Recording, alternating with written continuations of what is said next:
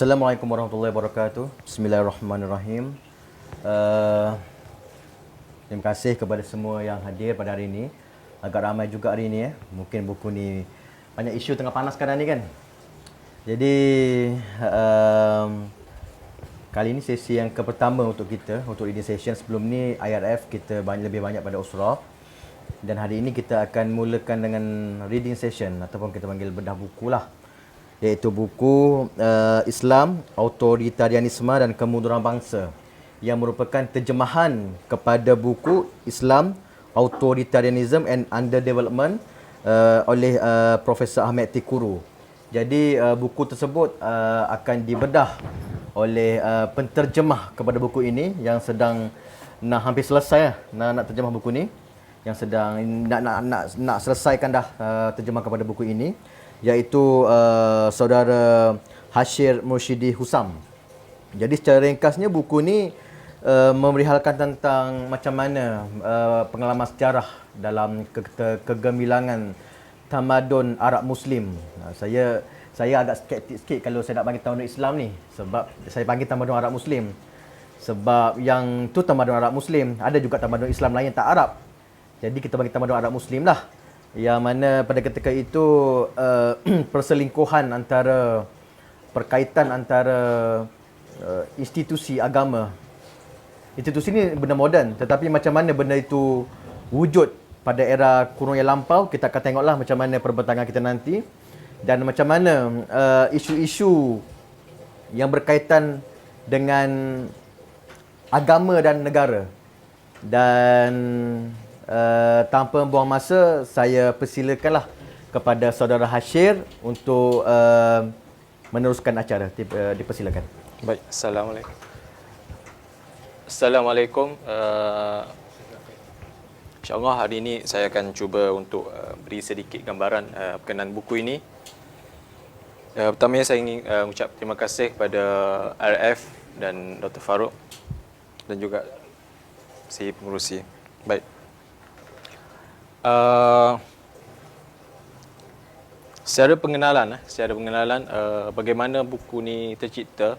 Penulis dia ada bawakan satu cerita bagaimana dia mula berminat untuk mengkaji tentang sejarah Islam. Dia kata ada satu cerita tu, dia datang breakfast dengan family dia, dan dia tengok ayah dia murung. Jadi dia tanya ayah dia, kenapa murung? Lepas tu mak dia beritahu, semalam ada kata diskusi antara ayah dia dengan jeneral tentera waktu itu tentang sejarah Islam. Tentera tadi dia kata Islam, negara-negara Islam ni hanya consumer kepada peradaban yang ditemui oleh Barat. Jadi ayah dia tidak setuju. Dia kata Islam menyumbang pada banyak perkara tentang sains, matematik dan sebagainya. Jadi perdebatan itu berpanjangan sehinggalah ayah dia murung pada waktu itu. Jadi anak dia pun fikir, guru ni lah, dia fikir I need to do something lah kan. Dia pun baca-baca apa semua kan. Bermulalah perjalanan bagaimana terbentuknya buku ini. Jadi kalau kita tengok tajuk tu, dia kata comparison secara global. Dia kata dia bukan terhad kepada negara-negara Islam antara Iran atau Palestin atau Pakistan, tapi dia buat perbandingan secara global untuk mendapatkan jawapan yang kata lebih mendalam. Jadi dia bawakan beberapa orang kata data yang menunjukkan Muslim majority country ni kan, dia punya Gini lebih rendah jika dibandingkan dengan semua negara yang bukan majoriti Islam. Kemudian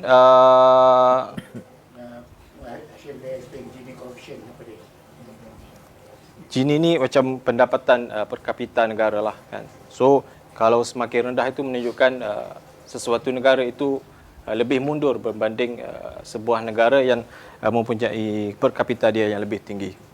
Jadi data yang diberikan majoriti Muslim tadi hanya 9,100. Manakala kesemua negara tadi adalah sebanyak 13,200. Jadi perbandingan yang sangat besar, meskipun majoriti negara Islam itu hanyalah 49 negara, manakala yang selebihnya adalah kesemua negara. Tetapi angka itu masih menyelbahi kepada non-majoriti Islam tadi. Malah literacy rate juga lebih rendah di negara-negara Islam, yang menunjukkan rakyat atau orang Islam di majoriti Muslim tadi mempunyai kecilikan yang rendah, iaitu hanya 73%. Dan sedangkan di kesemua negara tadi telah pun mencapai 84%. Kan? Jadi data-data yang dibawa ni penulis atau guru ni dia akan explain kenapa berlaku perbezaan jurang antara literacy rate tadi. Jadi kemudian penulis bawakan dia menjawab tiga tanggapan tanggapan utama tentang hujah-hujah yang mengatakan kenapa berlakunya stagnasi atau kemunduran di negara-negara Islam tadi. Kan? Tanggapannya pertama dia kata adalah Islam menjadi punca, tetapi penulis tidak bersetuju. Dia mengatakan sedangkan sebelum berlakunya stagnasi itu kita telah mencapai golden age di negara-negara Islam tadi. Kan? Jadi ketika mencapai the golden age tadi, Islam tidak terpinggir. Malah rakyat pada ketika itu bawa Islam bersama. Jadi hujah yang mengatakan Islam itu menjadi punca kepada kemunduran itu agak dangkal dan boleh dipersoalkanlah. Dan kemudiannya yang kedua dia menyalahkan pasca kolonial lah, yang mengatakan punca kemunduran di negara Islam ni adalah disebabkan kolonial daripada pihak barat. Tetapi penulis bawakan timeline, dia kata berlaku stagnasi ni seawal abad ke-11. Tetapi kolonial barat ni hanya bermula selewat abad ke-18. Jadi hujah sedemikian juga adalah agak tidak kukuh. Dan yang ketiganya tentang institusi lah. Dikata kalau institusi baik, maka baiklah pemerintahan itu. Dan sekiranya sebaliknya, maka kurang baiklah pemerintahan tersebut. Jadi penulis menceritakan, dia kata apa sebenarnya yang berlaku pada sekitar abad ke-10, pertengahan ke-10, yang menyebabkan berlakunya stagnasi di beberapa negara Islam ini. Okay. Pertamanya dia kata ketika itu Khalifah Abbasiyah dia sudah menguasai di beberapa wilayah sehinggalah pada pertengahan abad ke-10 ini berlaku pertukaran kuasa. Bila mana golongan Syiah pula yang menguasai kekuatan tentera di Baghdad ni.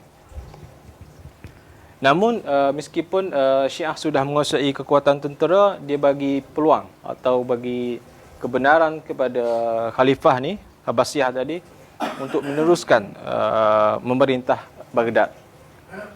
Jadi penulis katakan ketika ini gabungan antara Syiah Sunni ini telah menyuburkan beberapa, orang kata menyuburkan beberapa pencapaian lah di dunia Islam. Namun Khalifah Abbasiyah ni dia tak rasa cukup. Dia juga nak menguasai kekuatan tentera ni. Jadi situlah bermulaan je dia.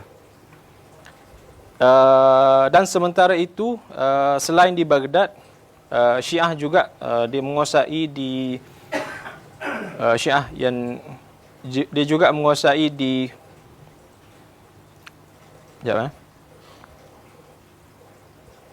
Fatmi. Fatmi juga beraliran Syiah.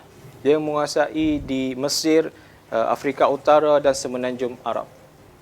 Kemudian Hamdani juga menguasai di Damaskus dan Aleppo, dan kemudian Bahrain dan sebahagian Semenanjung Arab ini juga dikuasai oleh golongan Syiah. Jadi kekuasaan ini menjadi, orang kata, ancaman kepada khalifah yang beraliran Sunni. Jadi Kemudian disebabkan dia rasa terancam kan, macam kalau kita tengok kalau politik sekarang mungkin dia buat cerita yang bangsa ini menjadi ancaman kepada kita dan kita harus bersatu. Maka begitu jugalah yang berlaku di Baghdad pada ketika itu, iaitu Khalifah Abbasiyah tadi dia menggunakan kebangkitan Syiah tadi sebagai pemangking untuk kesemua Sunni ini bersatu. Jadi disitulah timbulnya dipanggil sebagai akidah Sunni.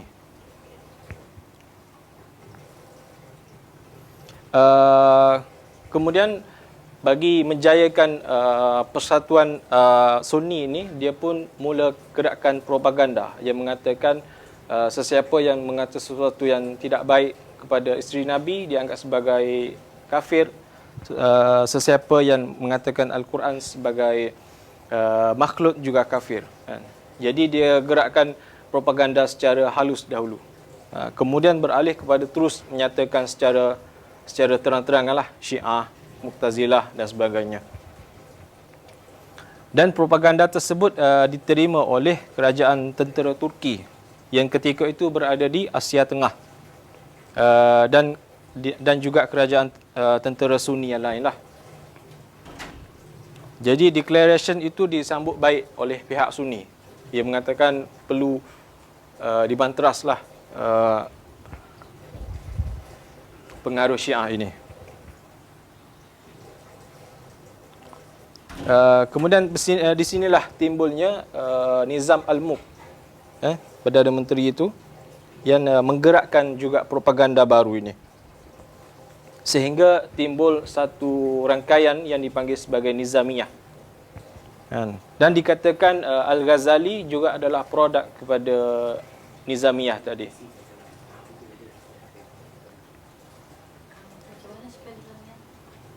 Nizamiyah tadi. Oh, N-I-Z-A Nizamiyah. Dan dikatakan Al-Ghazali ini adalah produk kepada Nizamiyah. Namun terdapat sedikit orang kata perbezaan lah. Ada yang kata ya Al-Ghazali pernah belajar di Nizamiyah, tetapi dia bukanlah produk langsung daripada Nizamiyah. Kerana Al-Ghazali ini mempunyai pemikirannya tersendiri.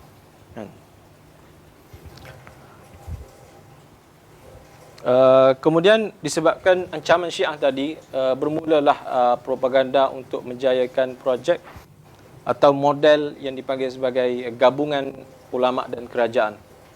Jadi gabungan ulama dan kerajaan ini adalah perkara baru sebenarnya. Bukan dimulakan oleh Nabi, tetapi dimulakan oleh khalifah ini untuk mengukuhkan kedudukan mereka. Jadi hujah yang mengatakan bahawa Islam dan politik tidak dapat dipisahkan boleh dipersoalkan kerana ia bukan daripada teks suci Al-Quran. Namun ia hanyalah keputusan politik pada waktu-waktu tersebut. Dan model ini berkembang baik. Macam Saladin, dia membawa model ini ke Mesir dan Syria. Kemudian Empire Osmaniyah juga ambil model ini. Safavid bawa model ini ke Iran. Dan Mongol meniru model ini untuk diamalkan di India.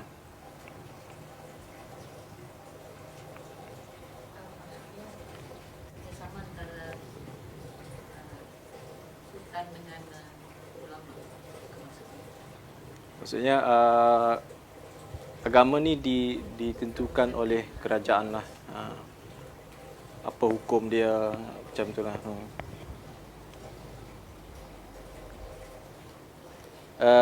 Kemudian seperti yang saya katakan tadi, seperti yang penulis bawa tanggapan tadi ya, tentang kolonial yang menjadi punca kepada kemunduran ini, sebenarnya agak tak betul lah. Sebab masalah-masalah Islam tadi sudah bermula pada abad ke-11 dan seterusnya.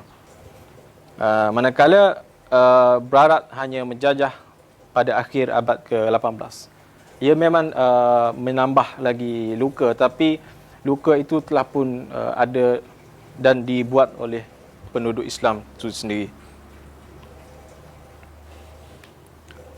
Jadi penulis kata punca atau dua kelas yang menyumbang kenapa negara Islam ini boleh mencapai Golden Age tadi adalah dua kelas. Kelas intelektual dan kelas borjuis. Kedua-dua kelas ini pada awal sejarah Islam dia independent, bebas. Dia bukan state servant, dia bukan pegawai kerajaan. Tetapi mereka ini hidup secara mandiri bila mana mereka tidak perlu membuat nas atau pandangan yang pro kepada kerajaan. Jadi wujudnya kedua kelas inilah yang menyebabkan negara Islam ni mampu untuk mencapai Golden Age pada seawal abad ke-18 abad ke-5. Namun semasa abad ke-5 itu negara Islam ni mencapai Golden Age, kita boleh tengok barat pula sedang menghadapi pelbagai masalah disebabkan amalan gabungan gereja dan kerajaan. Namun sampai masa dia beralih, kita pula yang ambil model tu, barat pula tinggal model tu. Dan peralihan itulah yang menyebabkan kita ke belakang dan mereka terkedepan. Sedangkan pada awal abad ke-5 dan seterusnya kita telah pun meninggalkan mereka dalam beberapa perkara, tetapi akhirnya mereka telah mereka pula yang meninggal kita.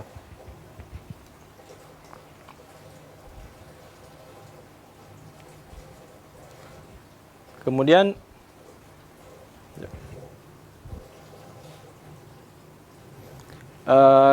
penulis bawa tiga faktor utama yang membantu macam mana barat boleh mengatasi Golden Age yang dicapai oleh negara Islam itu. Faktor yang pertama gunpowder, faktor yang kedua printing press iaitu teknologi mesin cetak, yang ketiga compass analytic yang membolehkan pihak barat untuk meneroka negara-negara lain. Namun compass analytic, kompas kan? Kompas kan? Yang barat guna untuk discovery tu, age of discovery. Macam apa? Macam Google Maps sekarang lah. Columbus. Kan dia guna kompas kan nak pergi menjelajah ke negara lain, kawasan lain. Namun ketiga-tiga faktor itu hanya satu faktor je yang negara Islam orang kata betul-betul terima, iaitu gunpowder. Kenapa kita akan jelaskan sekejap lagi. Namun printing press waktu itu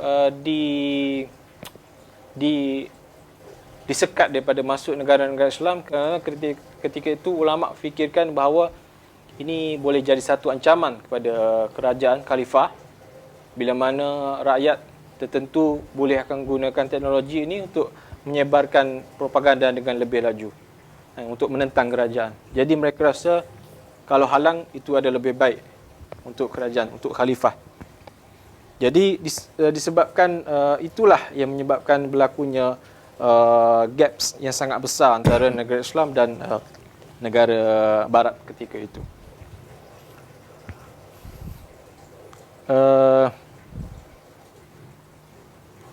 Dan seperti yang saya katakan tadi, dua kelas yang membantu Golden Age tadi, 90% ulama pada ketika itu hidup secara independen, secara ada yang meniaga sendiri, ada ahli keluarga dia, tak ada yang jadi state servant. Yang jadi state servant hanyalah kurang daripada 10%.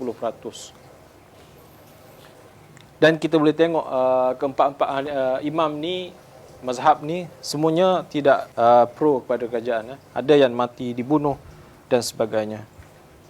Malah Imam Abu Hanifah juga pernah dipenjara dan dibunuh hanya disebabkan menolak tawaran khalifah ketika itu untuk menjadi qadir.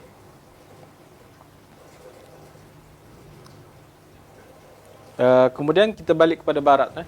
Selepas tiga faktor itu, faktor lain adalah pemisahan antara agama dan kerajaan.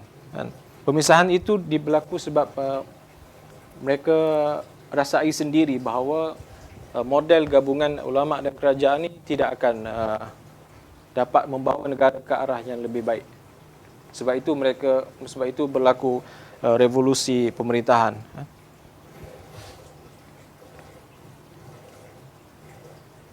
Jadi seperti barat juga kan, apabila kita telah amalkan model tu dan kita rasa tak berjaya, kita akan cuba untuk model lain kan. Jadi kita mungkin persoal, takkanlah satu negara Islam pun tidak pernah fikir untuk this is not working kan. So ada, penulis kata ada. Itu seawal 1839 sudah berlaku revolusi atau reformasi tertentu untuk mengasingkan agama dan kerajaan. Namun usaha tersebut menemui kebuntuan.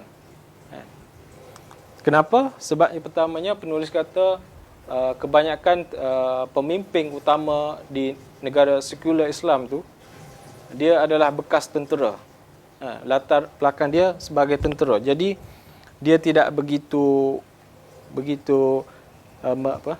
menghargai kewujudan dua kelas pada awal Islam tadi.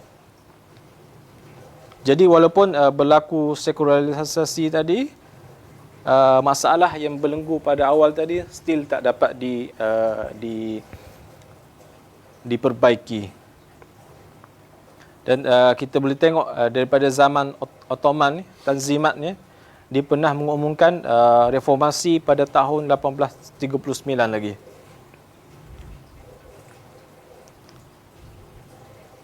Kemudian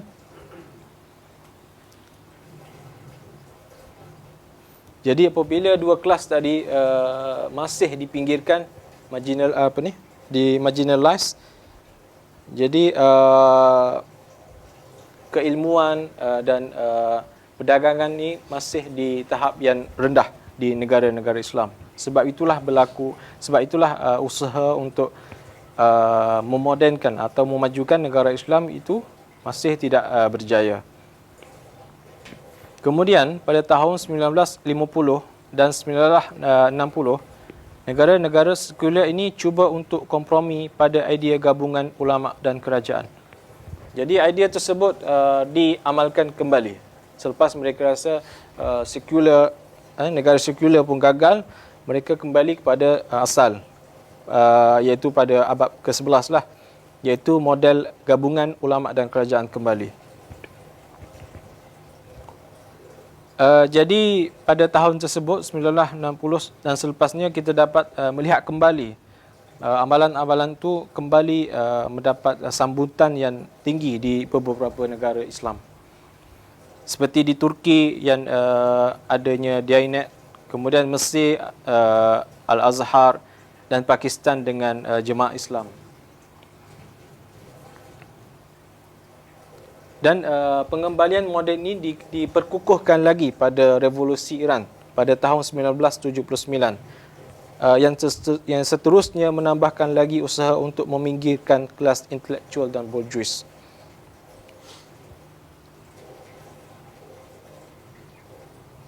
Dan apabila model ini dikembalikan, penulis kata sudah tentulah negara tersebut memerlukan satu sumber pendapatan, dan disebab itulah mereka menjalankan satu sistem yang dipanggil sistem iqta, yang iaitu pembahagian tanah atau wilayah kepada bekas tentera atau state servant yang pro kepada kerajaan.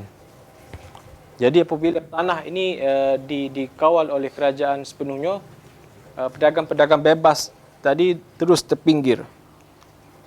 Dan kesannya ulama yang independen ni terus terpinggir kerana umumnya ulama independen ni dia didanai oleh para pedagang. Namun apabila para pedagang ni dah tak ada dana, semuanya dikawal oleh kerajaan, maka berlakulah peminggiran yang terus menerus.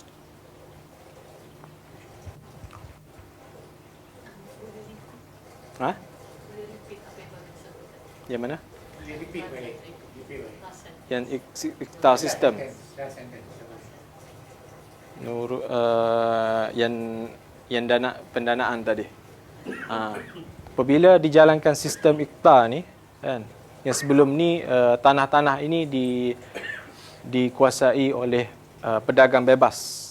Apabila mereka ada wang, dia akan mendanai ulama-ulama bebas untuk menggerakkan program intelektual.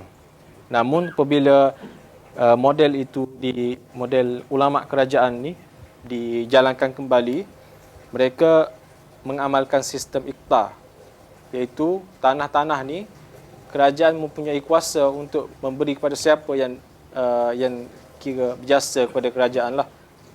Jadi yang dapatnya biasanya bekas-bekas tentera lah yang pro kepada kerajaan. Mereka dapat tanah, dapat wilayah.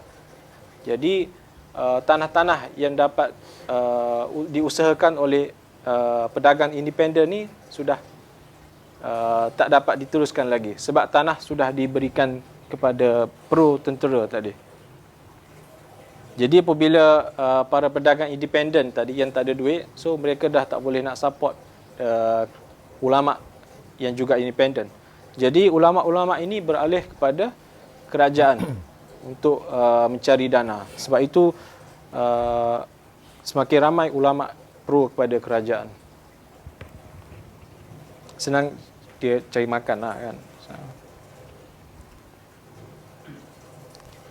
So secara konklusinya, penulis kata Islam bukan penyebab kepada kemunduran di sebaliknya orang-orang Islam yang orang kata yang menjadikan atau menggunakan agama untuk kepentingan mereka.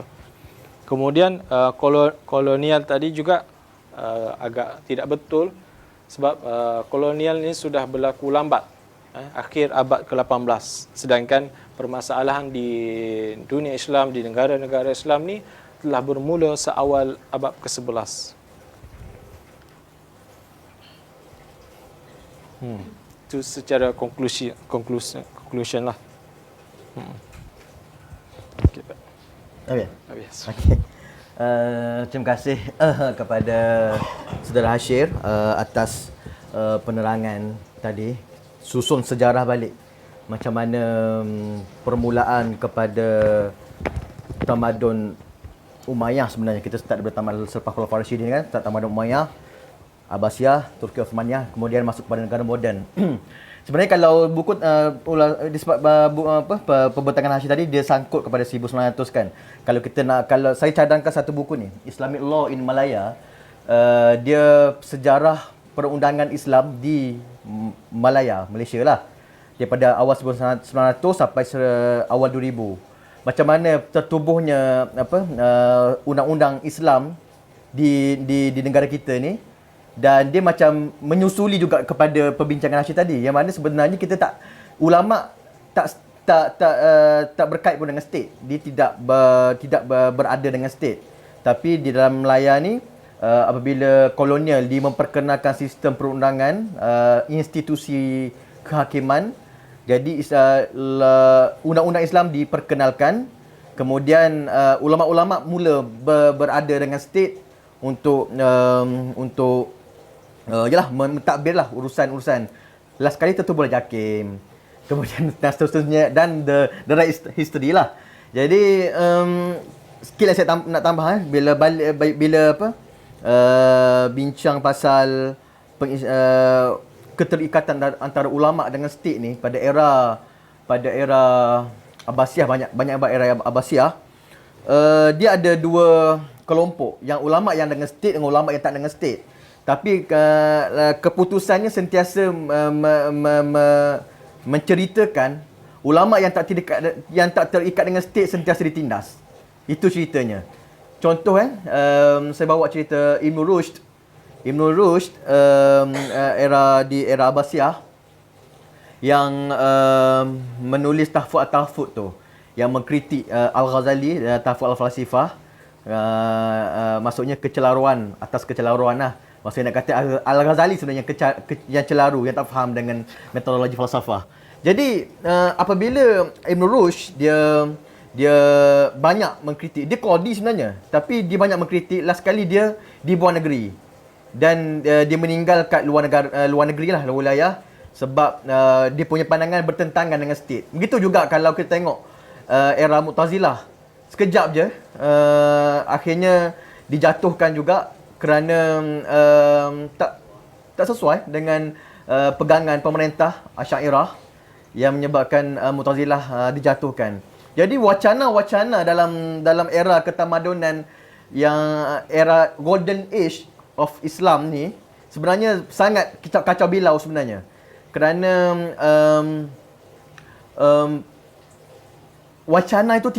wacana yang dianggap bertentangan dengan pegangan state akan sentiasa diharamkan, dibantah sebagainya. Bukan zaman sekarang, zaman dulu dah sebenarnya.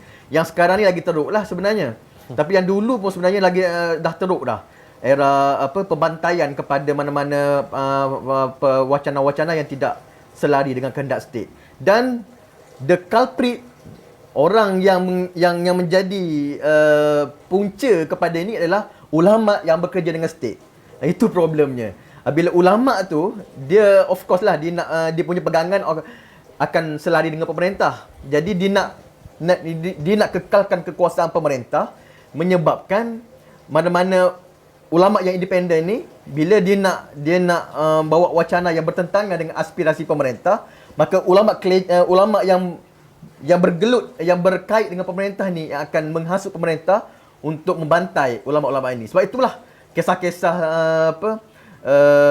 empat imam mazhab kena penjara, kena dera dalam penjara sebagainya kan. Itu ceritanya.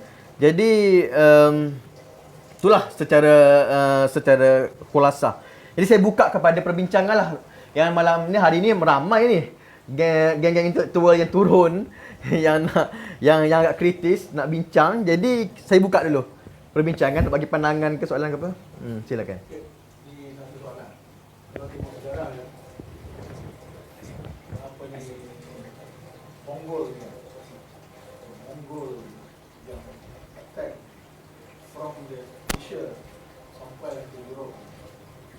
Dan kalau saya baca buku sejarah, buku ini daripada Barat, they came,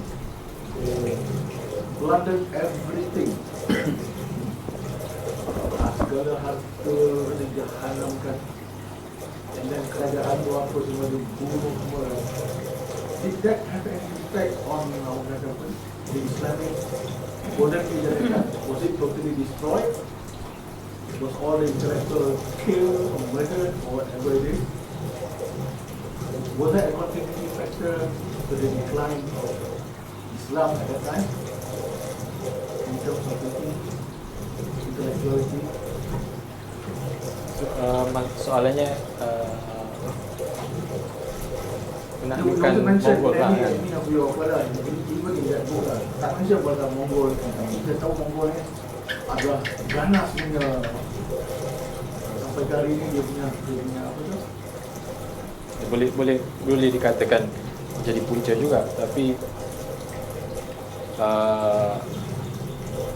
kalau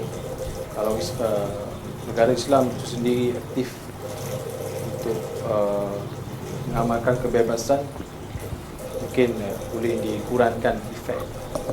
Tapi disebabkan mereka kerajaan pun ada waktu itu negara Islam agak bercelaru, kemudian datang dengan invention apa semua, so dia menambahkan lagi lah keburukan tu. Tapi kalau negara tu strong state mungkin dia dapat kurangkan.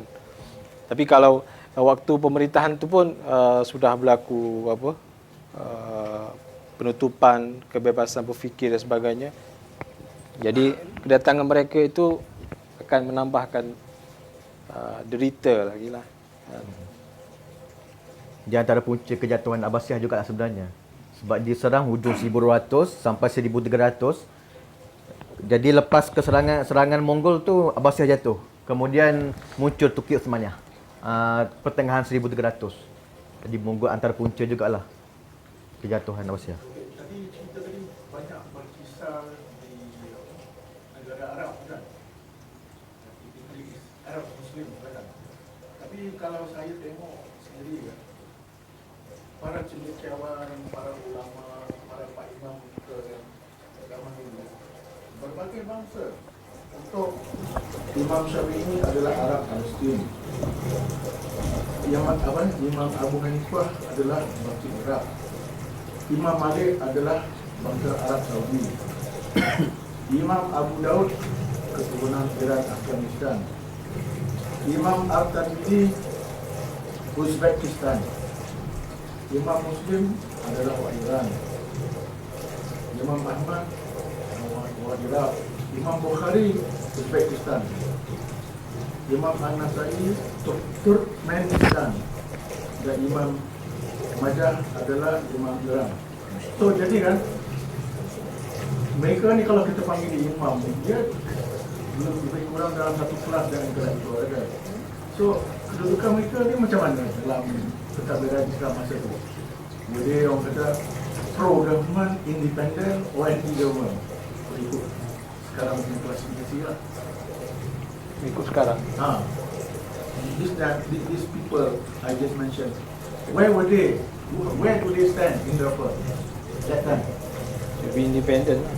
Tak pro kerajaan totally lah. Independent, pro kerajaan. Mungkin dia jadi seperti Imam Syafi'i lah. Tidak terlalu kritikal seperti imam lain. Namun dia juga tidak terlalu pro, sehingga pandangan-pandangan dia tu adalah untuk orang kata pikat hati kerajaan, tak juga.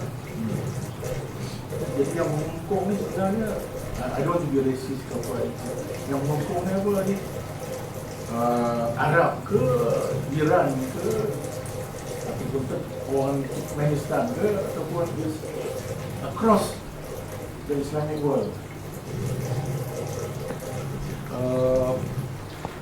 Kalau ikut buku ni lah, dia kata penguat kenapa model kerajaan ulama ni diterima secara baik, pertama sekali sebab adanya invention daripada Mongol lah.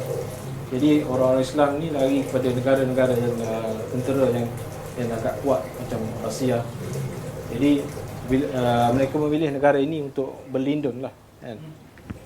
Jadi nak kata yang apa, yang halang daripada macam yang saudara Muzirul kata tadi lah, state, ulama yang pro kepada state lah. Satu lagi soalan saya, kalau kita tengok kaji sejarah India, kerajaan Islam Mughal dulu hebat juga kan, tapi dia ada kejatuhannya lah sampai ke sekarang. Maaf kalau saya cakap benda ni, kerajaan India sekarang ni cuba nak hapuskan pengaruh atau sejarah Mughal, Islam Mughal di India.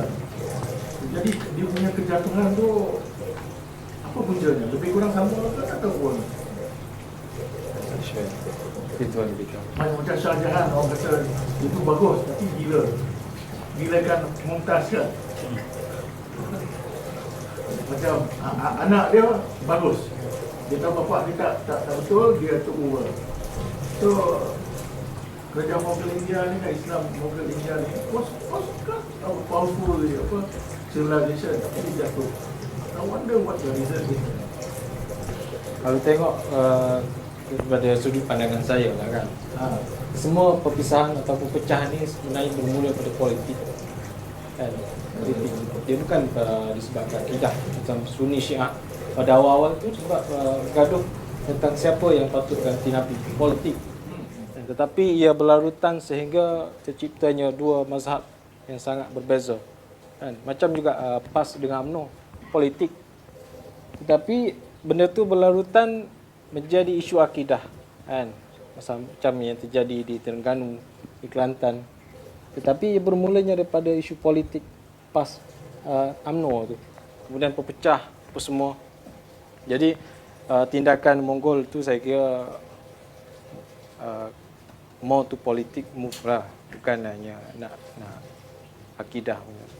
Kemudian saya nak tanya sikit pasal isu ulama-ulama yang pro kerajaan, independen kerajaan ni. Sumber-sumber dia lagi di Al-Quran dan juga selected hadis saja. the problem or the conflict comes in the interpretation and the understanding. So, isn't there at that time a council to sort out differences there? What was lacking at that time? Macam mana?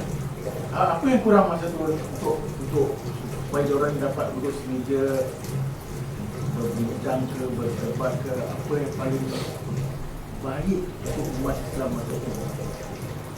Musyawarah. What's the word in Melayu? Muzakarah, ya.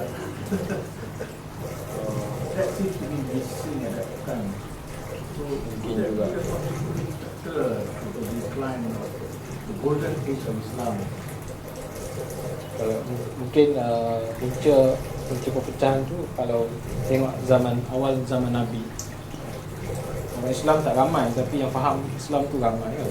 Tapi bila dah meluas, orang Islam tu ramai tapi yang tak faham, yang betul-betul faham tak ramai kan. Tapi dia faham melalui dia punya politik, dia punya desire apa semua.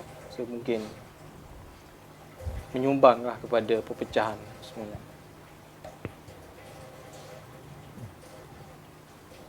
I think I answer your question during the last question. I think it's because of the state policy at that time.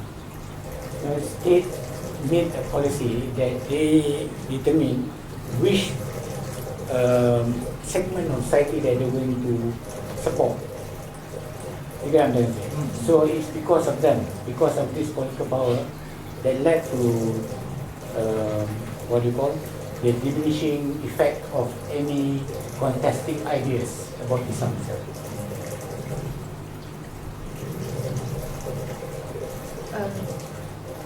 To follow what Dato has just said, would it be an oversimplification to say, based on this person's book, that political Islam is what has caused the Muslim Ummah to be weak? Is it political Islam? And in this case, where we see the spiritual vitality of the scholars politicized to the point that in the end they no longer provide the spiritual force that made Islam, go through its golden age. Would that be an oversimplification to summarize what you have just shared with us? That political Islam is what eventually caused the decline of Islam. Decline of the Ummah, sorry, not Islam. Islam never declined. It's the Ummah. Yeah, because now a very common statement made by Muslims these days in our political context is that we are here to save Islam. That's why we have to, do what we have to do now, because Islam needs to be saved. But actually, it's the other way around. This Islam is going to save them rather than them saving Islam. But this is the current, current scenario that the politicians are trying to tell us that they are there to save Islam. So question is, adakah politik Islam yang menyebabkan Itulah. politik lah, not politik Islam? Politik Islam yang melemahkan umat Islam, bukan kerana Islam yang melemahkan umat. Political move lah. Keputusan politik pada kerajaan khalifah pada waktu ketika itulah. Jadi apa saudara ceritakan itu menunjukkan bahawa usaha kerajaan untuk menggabungkan government dengan ulama membawa bukan pada kekuatan kerajaan, kekuatan umat, bawa pada kelemahan. So it's not an oversimplification to say that political Islam actually weakened the umat, right? Yeah, can say that. So maybe secularism might have been would have to be considered to see how the ummah can be strengthened again. Macam yang penulis kata tadilah, dia kata meskipun negara itu sekular, tapi kalau pemimpin dia pun tak hargai atau tak jadikan dua kelas tadi sebagai yang itu penggerak ummah, Ya. mungkin dia tak akan mencapai negara baik juga. Malangnya sekularisme ni jadi label yang menyebabkan sebarang kebaikan daripada sekularisme tak boleh diterima. Sebabkan Dia our kata minds are sekular closed, ni you know. ajaran barat lah kan. Because maybe if the secular government, you might have very good governance, transparency and all Tapi kita that. boleh juga kata model ulama kerajaan pun sebenarnya daripada barat, sebab mereka daripada awal lagi yang malu gereja dan kerajaan. Kemudian mereka pisah, kita pula ambil model. Jadi punca- kedua-duanya pada barat sebenarnya. Punca kejatuhan ataupun punca dark age zaman gelap Eropah pun sebab daripada model itu juga. Apabila gereja yang menjadi state dan apabila gereja yang menjadi state, dia menyebabkan berlakunya penyalahgunaan kuasa dan paderi menggunakan agama sebagai untuk kontrol the society. Sebab dalam sebuah ketamadunan, dia tidak ada tamadun yang tidak ada agama. Semua tamadun dia ada agama sentral masing-masing. Jadi pada ketika itu pada zaman Eropah tu, Kristian sebagai agamanya. Kemudian society yang tidak tercerah ataupun yang sentiasa dibungkam, dia punya pembacaan ataupun aktiviti keilmuan tu dikawal oleh state, menyebabkan mereka sentiasa didogmatik bahawa mesti taat kepada ahli agama, kerana ahli agama pegang kunci untuk ke syurga. Jadi bila satu ketika masyarakat dah beratusan tahun hidup macam tu, diorang dah sesak, diorang dah rasa sedar mula diorang perlu melawan. Jadi sebab itulah berlakunya revolusi Perancis 1789 tak silap, 1700 lah, untuk meruntuhkan sistem yang state ataupun agama dengan state menjadi satu. Jadi sebab itulah mereka perkenalkan sistem pemisahan antara institusi agama dengan negara. Tapi bila masuk ke era moden, bila politik Islam bawa wacana tu ke depan, mereka mengatakan bahawa wacana sekular ni nak pisahkan agama daripada negara. Sedangkan asal usulnya ialah nak pisahkan institusi agama daripada negara. Kerana bila agama diinstitusikan, maka dia membuka ruang untuk penyalahgunaan atas nama Tuhan untuk mengawal masyarakat. Sebab itu pemerintah suka sangat nak pegang orang agama. Sebab orang agama ni yang boleh kontrol masyarakat mengikut agenda pemerintah. Jadi kalau mana-mana orang agama yang independen, yang tak sokong kepada agenda kekuasaan pemerintah, maka sebab itulah pemerintah takut. Dan kalau balik pada Cik Azhar tadi kan, tentang imam-imam tu kan, semua nama-nama imam yang Cik Azhar sebut tu semua hidup menyendiri pada era tu. Orang-orang yang ditolak oleh masyarakat. Imam Bukhari, dia ditolak oleh masyarakat daripada ketika itu. Imam empat mazhab, semua dia ditolak masyarakat. Setelah ratusan tahun, barulah wacana mereka dibincangkan semula, dikembangkan menjadi mazhab sebagainya.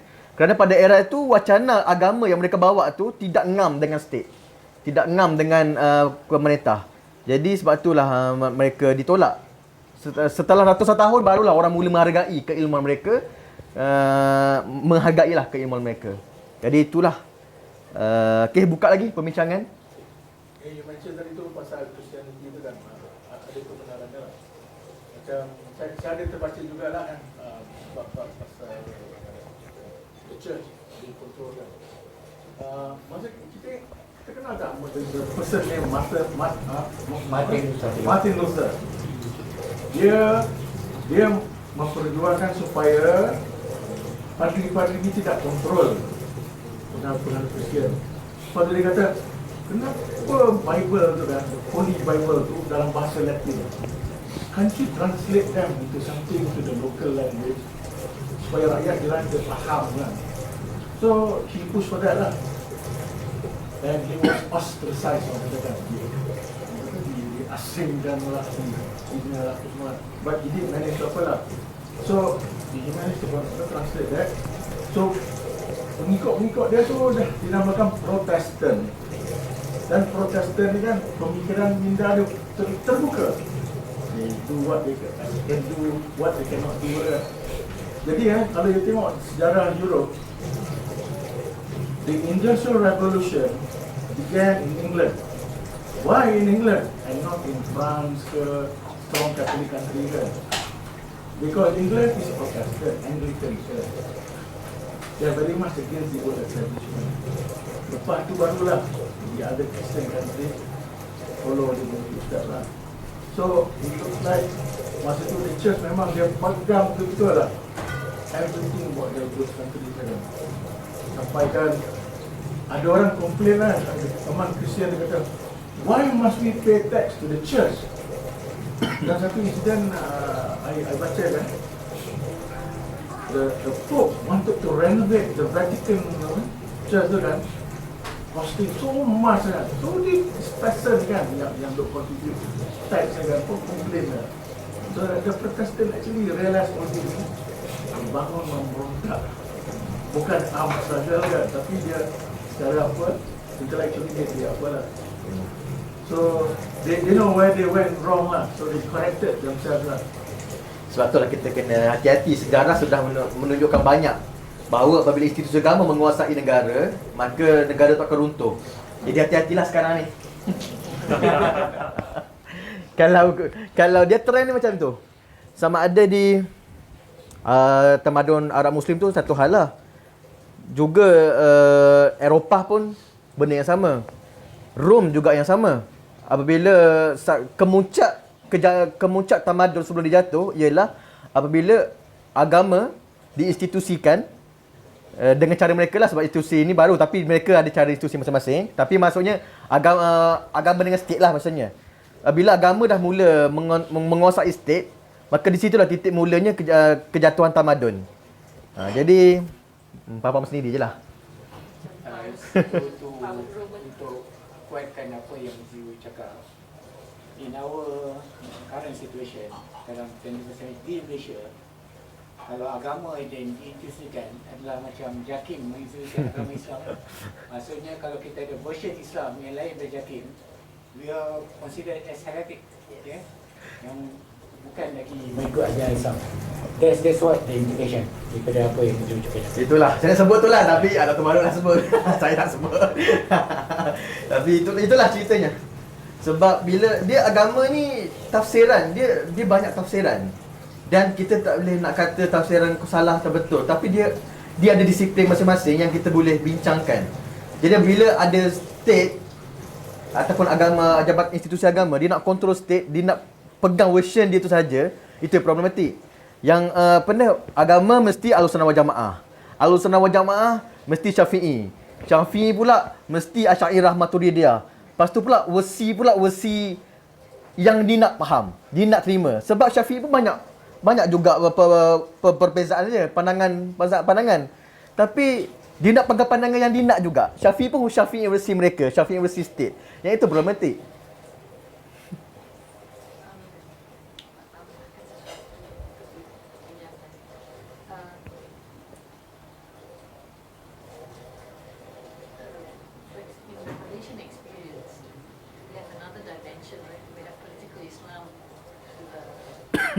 Further complicated by political parties who can form part of the government. So the problem is not just about Islamic authorities like JAKIM, JAIS and all this, but we actually have political parties competing for political power with secular parties, nationalist parties, reformist parties. So we have three groups of political parties: the nationalists who became supremists, and then the reformists, and finally the Islamists.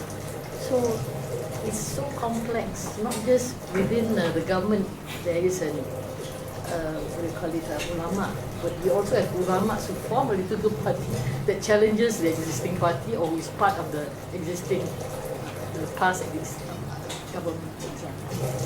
So how does this translation that was done by of this book, how can we apply to the Malaysian experience? Macam mana nak applykan apa yang dapat intipati daripada buku ini kepada kita punya political experience ni yang cukup kompleks sebenarnya. Within the government there's ulama, and in the opposition also there's ulama that's vying for power, yang bertanding untuk kuasa, berebut kuasa.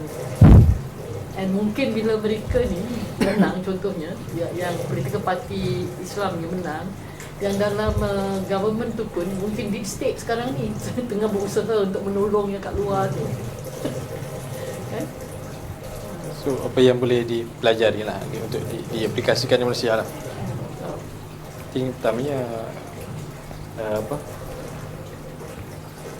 amalkan kebebasan berfikir pertamanya kan. Macam hari tempoh hari ada perampasan buku ni. Itu sepatutnya benda yang tak patut berlaku. Dan keduanya saya rasa political past cannot be stopped. Past punya pengaruh ni saya rasa dah tak boleh nak halang.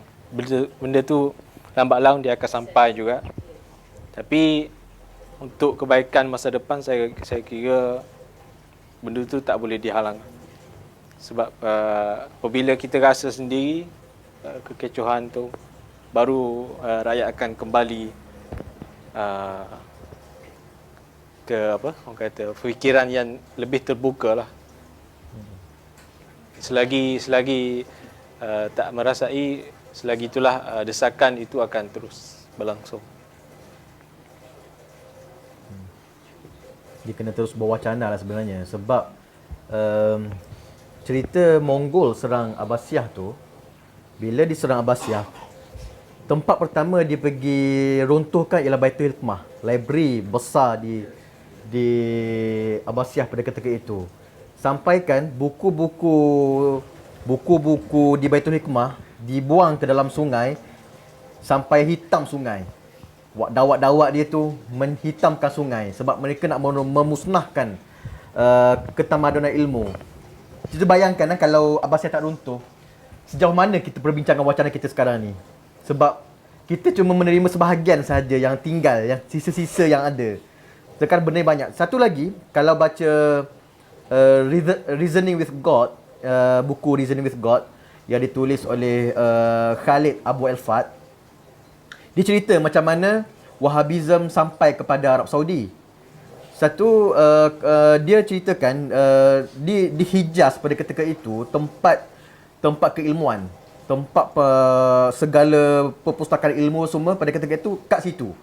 Jadi bila datangnya cerita ke Khalid Abu Al-Fat lah, dia cerita macam mana Syekh Muhammad Abdul Wahab yang kita panggil Wahhabi tu, Syekh Abdul Wahab, dia bekerjasama dengan British, dia pergi musnahkan Hijaz untuk runtuhkan segala kanun-kanun kitab-kitab kat situ. Jadi memang bila serang dengan luar nak jatuhkan sesebuah tamadun, dia akan serang dulu keilmuan. Jadi kita yang boleh sedar maksudnya benda tu pentinglah. Cara state nak melemahkan ataupun negara moden nak melemahkan masyarakat ialah dia menstrukturkan ilmu pengetahuan itu, yang mana ilmu pengetahuan yang dianggap memberi kegunaan kepada negara itu yang dianggap berguna. Manakala ilmu yang tidak dianggap memberi sumber ekonomi itu tak dianggap berguna. Sebab itu hari ini sains sosial dipinggirkan oleh negara. Kalau kita dapat beasiswa nak lanjut sains sosial luar negara, susah. Tapi kalau nak sambung doktor ke, nak sambung engineering ke, perubatan ke, mudah, banyak beasiswa. Sebab ilmu tu dah diberi pembahagian. Mana ilmu yang dianggap memberi ekonomi, anggap membangun negara, okey, kita support. Yang dianggap tak memberi ekonomi, yang banyak bincang-bincang, tulis buku ni, dianggap tak memberi ekonomi dan dianggap tak apa, kita sampingkan. So, kesan dia ialah masyarakat melihat ilmu tu mesti bersifat ekonomi, bukan bersifat membangunkan pemikiran. So, bila masyarakat menjadi macam tu, dia menyebabkan proses berfikir kita ni makin berkurangan. Kita dah tak mula kritis dengan apa yang kita terima hari ini. Kerana fikiran kita, okey, aku ada ilmu, aku nak buat bangunan, nak buat perniagaan yang boleh memberi ekonomi. So yang nak kritis dengan state ke apa ni, okey, itu tak apa, tepi-tepi dulu. Jadi itu masalahnya. Jadi kalau dulu nak menjatuhkan negara, nak menjatuhkan tamadun ialah memusnahkan pusat keilmuan. Sekarang nak menjatuhkan negara ialah dengan memisahkan ilmu tu daripada masyarakat supaya masyarakat ni boleh dikawal oleh state. Bila masyarakat tak mula kritis dengan state, dia senanglah nak kontrol.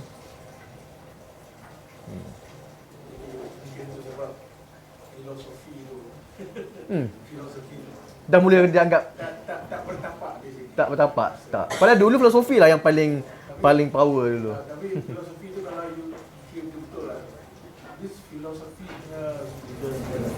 semua dia nak persoalkan. Jadi orang ni lemas. Gimas, kalau lemah, gimas. Semua nak soal. Sebab dia budaya keilmu makin berkurang lah tu. Sebab orang tak nak bincang dah. Orang nak buat apa yang boleh nak teruskan. Okey, buat paper, kita teruskan buat benda-benda yang boleh buat kerja. Orang nak situ je. Orang tak nak dah bincang-bincang benda-benda berat semua ni. Mana-mana yang tak mendatangkan duit ni kita kurangkan dulu. Mungkin aku baru apa? Familiar that subject lah. Betul lah. Contohnya kita banding antara MD Kedah dengan PMX. Jauh beza yang berilmu dan yang kurang berilmu tu. Pendekatan. So, kita apa, 5.30 dah. Mungkin kita buka sikit lagi. Dalam 5 minit ke 10 minit lagi. Ni belum kita tunggu. Satu lagi, ni pasal Mongol ni kan. Saya terbaca satu artikel. Mongol ni. Keturunan Kublai Khan. Ada yang kata appreciate Islam and they converted to Islam after a few years kan. But I don't know kat mana dia orang sebenarnya. But they even though they became conquerors initially, lepas tu kan when they look at Islam, it is something very appeasing to them lah. So they converted to He Islam. was the grandson of Genghis Khan. He's Hulagu Khan. He converted to Islam. And the generation tu. Sebab tu Ustaz Hadi selalu kata, sorry I quoted him, those who were against him. He used to say, tidak ada mana-mana tamadun dalam dunia ini di mana conqueror adhere to the religion of the people being conquered, except in Islam. Tak ada dalam sejarah, mana-mana sejarah, kecuali dalam sejarah Islam, conqueror tu bertukar menjadi Islam, iaitu Hulagukan dan anak cucu dia. Okay, thanks for saying that. Ben? Saya tak tersusun maklumat dia macam ni. Kita cuba ya ni. Saya selalu fikir kenapa sebab orang selalu cakap orang saintis Islam banyak lah sebelum lah dia cipta macam-macam sampai orang kata dia buat yang kapal terbang ni buat Ibn Firnas ke? Betul? Firnas kan? Jadi banyak teknologi ni orang Islam dah buat lah. Tapi saya fikir printing press orang Islam buat tak dulu? That's a very good question. Okay, jap. I will answer to that. Sebab saya fikir printing press ni nampak macam lekeh je. Ini antara teknologi yang paling lekeh sebenarnya. Lekeh dalam tanda petik ya. Sebab benda ni bukan buat orang terbang, bukan juga buat ubat. Dia cetak je. Tulisan tadi dia cetak. Tapi printing press lahir di Kristian. Yeah. Dan benda ni sangat menggemparkan. Yeah. Mengubah dunia. Gutenberg ni dia ubah dunia dengan benda ni yang lama sangat bagi kalau secara asyarnya saya buku kan suka pandang sangat buku kan hari ni kan. Tapi orang nak teknologi yang lebih canggih. Printing press tak buat benda tu. Tapi benda ni mengubah dunia. Bila Gutenberg buat, orang dah boleh baca Bible tu, boleh pegang tu, boleh ada di rumah masing-masing. Jadi bila Bible tu kat rumah, ilmu pengetahuan tak lagi dimonopoli oleh pastor, father dan segalanya lah. Dia Bible kat rumah. Apa sama Bible, apa pastor bohong apa lah. Apa yang tak ada kan, dia cakap dia. Sekarang orang dah boleh baca benda tu kan. Bayangkan dulu Quran ada katalah pada zaman Umayyah tu, Quran dah ada di rumah masing-masing lah. Semua orang dah ada Quran masing-masing kan. Jadi tapi tak ada. Gutenberg bila kan? Tahun bila saya tak ingat tahun dia. 1500 lebih. Sebelum revolusi Perancis atau selepas? 1500 sebelum. Sebelum kan? Baik. Jadi maknanya benda tu yang mengubah. Dan bagi saya mencengangkan lah. Saya baca kat mana, benda ni Gutenberg buat ni antara benda yang mengubah dunia inilah. Dan kemudian sama juga dengan internet. Kita buat macam-macam benda. Internet tak juga kita buat hasil kan? Ataupun kita tak temukan, kita tak buat internet dari tempat lain juga. Sebab tu saya sangat perlu pada sekolah lah. Sekolah lah bagi saya tak ada, saya tak nak layan atasan punya ceramah dia. Kepala saya semua ni buang masa saya. Sebab hari ni kita telah menerima manfaat, telah mendapat dia punya badi lah pada Islamisasi ni. Islamisasi yang dibuat selama ni oleh Anwar sendiri akibat nak membentengi daripada PAS. Sekarang ni lah badi dia. Tak kira lah sama ada atas ada buku baru ke tak, itu bukan isu dia. Sekarang ni poin dia adalah inilah kesan dia. Sebab apa sekolah inilah yang mewujudkan benda yang kita pakai hari ni. Agak bukan sebab orang selalu kata sekolah ni anti agama. Saya melihat tidak begitu. Dia meletakkan agama ke satu posisi yang lain. Pisah supaya kalau saya pandang supaya lebih menghormati agama lah. Jadi agama tu tidaklah kita kata PAS tu agama, PAS lah kan. Jadi agama tu separate, sakral. Dia ada ruang dia lah untuk dia bermain dia. Okey, printing press dengan ni. Pun saya fikir bila cakap pasal ulama ni, saya rasa ulama banyak tak jujur. Banyak membohong. Sebab bila Mazirul cakap tadi pasal Baghdad tadi, saya fikir satu benda ada, tapi saya ni saya rasa saya lebih heterodok lah. Saya pergi ke situ lah, saya tak kisahlah orang kata apa, sebab saya rasa kita masing-masing lah. Maknanya kita punya bacaan, kita masing-masing lah. Tapi heterodok tu dah orang kata itu heterodok, sekarang kita claim lah. Kalau orang kata kau sesat, aku claim lah benda tu. Ada aku sesat dah. Nak buat macam mana kan? Sebab bila orang kata kita sesat, kita nak menafikan aku sesat lah, senang. Saya dah ambil benda tu, jadi tak perlu lagi nak kata apa, kita dah kata sesat. Kalau orang kata dia sesat, tak, memang dia sesat. Nak kata apa? Okey, baik. Sebab apa? Jadi saya bacaan saya banyak yang ni lah, macam antara saya tengok macam Adonis, kemudian Ali Dashti, Iran, dia dibunuh lah sama revolusi Iran, nama habis dia. Kemudian ni dia guna nama pindah seorang ni, nama dia Ibnu Waraq. Saya rasa tak tahu kalau ada yang baca mungkin tak suka, tak apa, tak ada masalah. Okey, poinnya adalah dia mengatakan bila kita baca sejarah Islam, kita hanya baca tradisi yang menang. Kita baca tentang orang kafir, termasuk Quran ke hadis dia, kita baca versi mulut kita. Kita tak tahu betul ke dia tulis macam tu. Apa versi penyair-penyair orang Arab tu, apa buku dia. Mereka mengkritik Islam, katakan. Tapi mana benda tu? Tak ada. Benda tu semua dah habis. Jadi benda ni, tradisi penghapusan budaya ilmu ni, jelas cakap lagi kita kata budaya ilmu tu kita saja. Orang-orang yang seberang sana pun ada budaya ilmu dia. Dia ada disiplin di sini, dia buat syair dia semua kan. Jadi bila kita sampai ke Umayyah dan ke Abbasiyah seterusnya, kita ada macam-macam aliran. Kalau kita tengok Syahrastani, dia senaraikan banyak kelompok. Tapi dia sampaikan pun dalam versi mulut dia, fikiran dia. Mana buku dia pun? Jadi akhirnya buku Mu'tazilah pun berapa banyak yang ada ya. Kita Jahmiyah mana buku Jahmiyah? Sebab benda ni saya bila KDN datang ke kedai saya, yang tahu tu saya macam lucu lah. Saya tak gelak, kita kena serius lah. Orang tu datang nak ni, kita tak boleh lah gelak-gelak kan. Dia datang, dia kata dia ambil buku Marx, yang buku tentang Marx. Kadang orang confuse, orang kata manifesto komunitas, bukan buku dia, buku tentang orang itu. Marx, pendidik revolusioner daripada Robin Small. Mungkin dalam buku tu dia ada sebutlah sikit tentang, ialah buku apa dia tulis, antaranya manifesto komunis, mungkin ada perenggan dia sikit kan. Tapi buku tu masih bukan tentang manifesto komunis, tapi tentang Marx. Marx tu sebelum dia jadi komunis, dia seorang liberal. Dia wartawan, dia liberal, kemudian lama-lama tu dia pergi ke komunis. Maksudnya selalu macam tu lah. Saya baca baru ni, Mao Zedong pun asalnya liberal sebelum jadi komunis. Orang liberal ni sebelum jadi komunis ada kan. Okey, tak apa. Okey, baik. Jadi apa tadi? Okey. Saya kata kepada KDN tu kan. Dia kata kenapa rampas buku tu? Saya tanya. Dia kata kata kerana ada manifesto komunis. Saya kata tak mana, dia tak boleh tunjuk. Tapi ada, dia kata, tak apalah. Dia ada portion, kita boleh buat apa. Jadi tapi saya kata, kalau saya tulis buku, saya kritik manifesto komunis, adakah akan ambil juga? Adakah akan ambil juga buku itu kan? Sebab bila kita kritik, mestilah ada, takkanlah okeylah saya buat buku. Ini banyak ulama Islam sekarang. Yang saya rasa macam bullshit lah. Sorry ya. Rekod kalau dia memang perkataan yang sebab apa? Sebab dia tak nak menceritakan hujah dengan detail.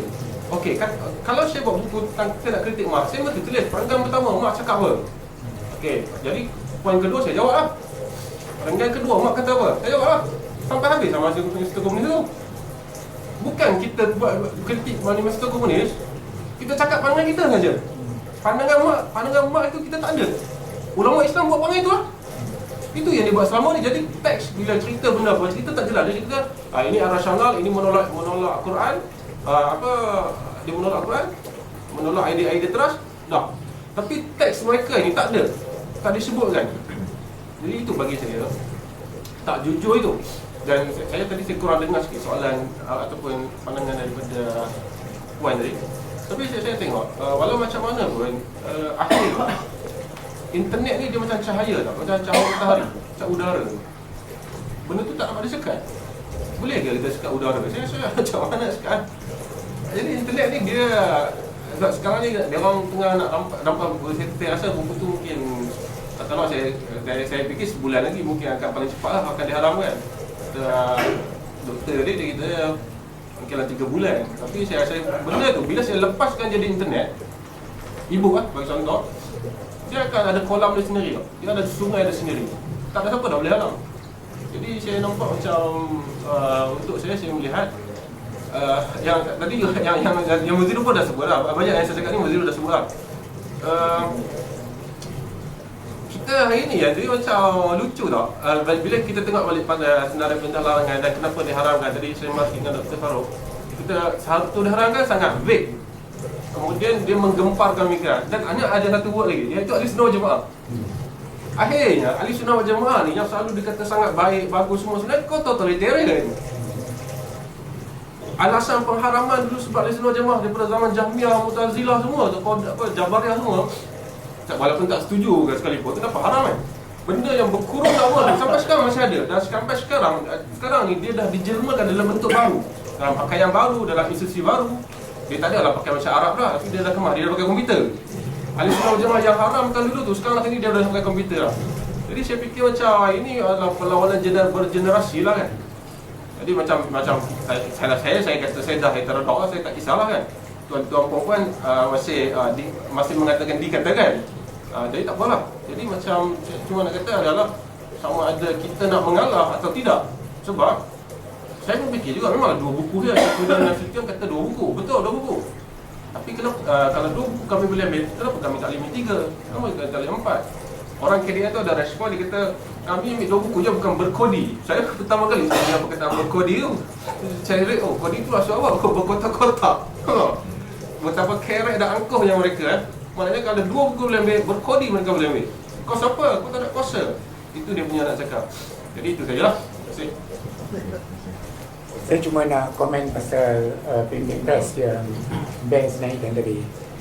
It's a very important topic. Actually, reason kenapa Islam jadi terlewat ataupun kita tidak ke depan berbanding dengan Barat adalah one of the reason was because of printing press.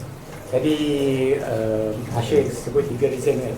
Printing press is most important reason. Kerana kita lewat dari segi printing press, lewat untuk embrace printing press. We are against printing press.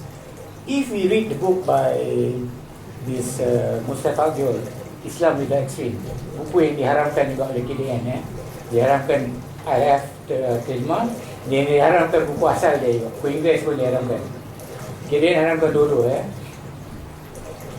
Mustafa Agyol kata, the reason why was because in the Muslim world, they have scribes. You know scribes ni adalah penulis Al-Quran. Macam apa?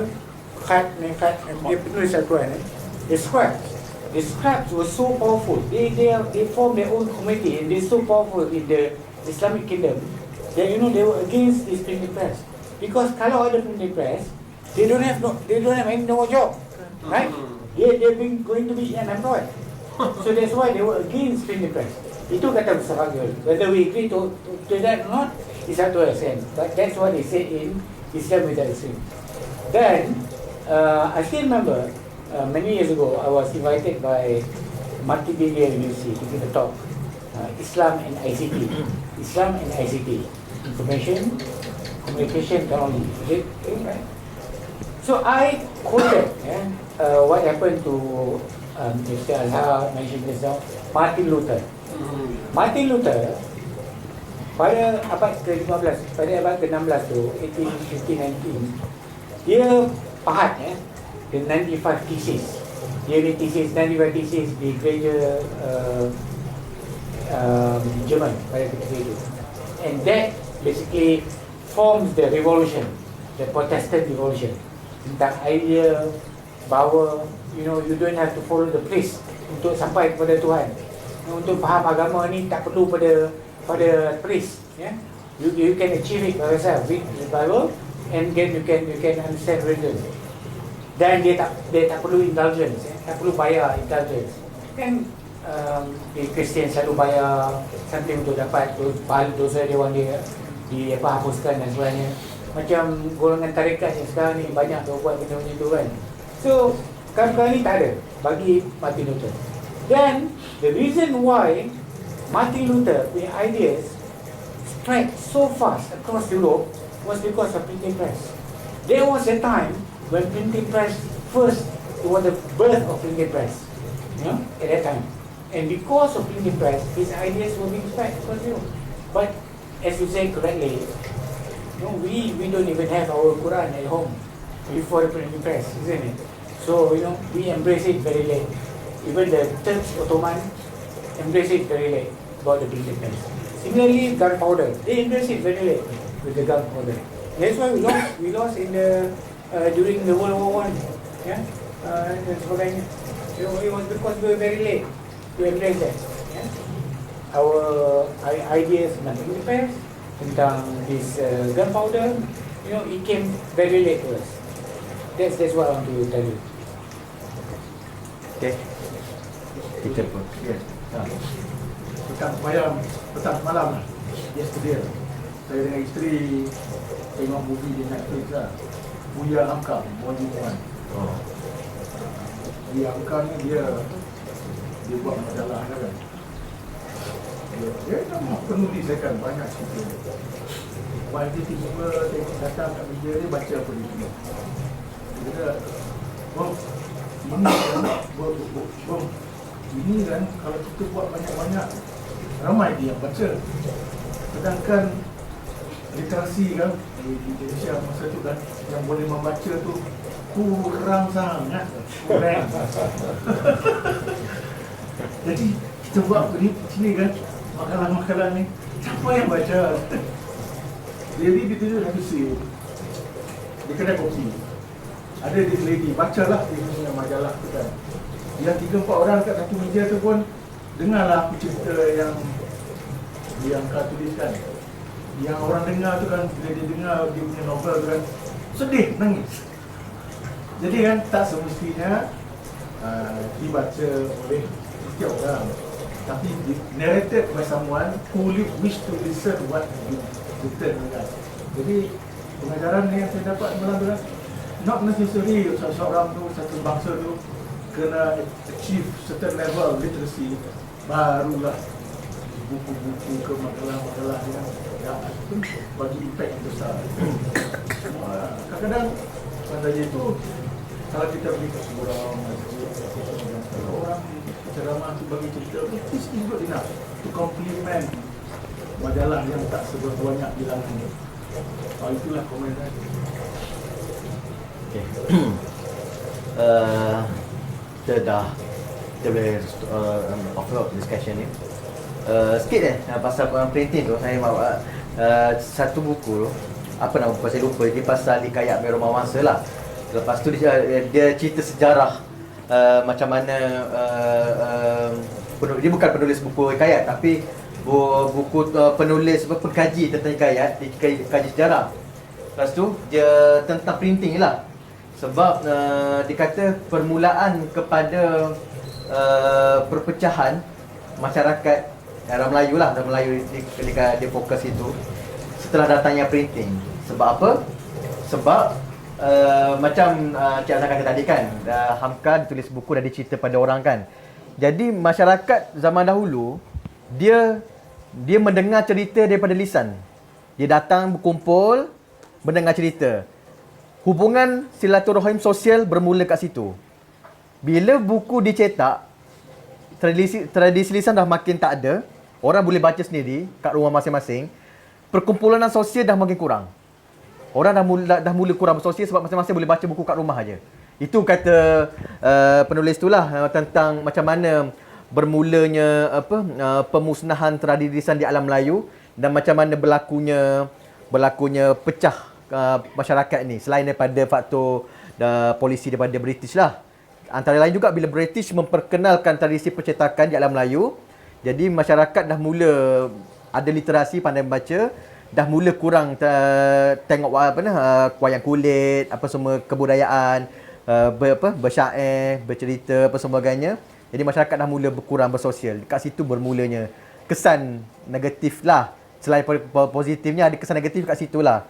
Jadi tu sajalah perbincangan tentang buku Islam Authoritarianism daripada Profesor Tikuru, kemudian dibedah oleh penterjemahnya sendiri.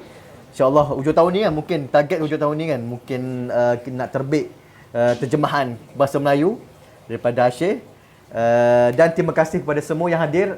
Hari ni kira agak ramai juga sebenarnya hari ni daripada sebelum-sebelum ni punya session.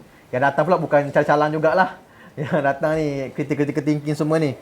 Jadi terima kasih kepada semua yang hadir, jauh datang dari KL sebagainya, datang Putrajaya. Dan sekian itu sahaja. Dan terima kasih sekali lagi kepada Asyik yang membentang hari ini. Mudah-mudahan kita semua boleh manfaat lah. Assalamualaikum dan salam sejahtera.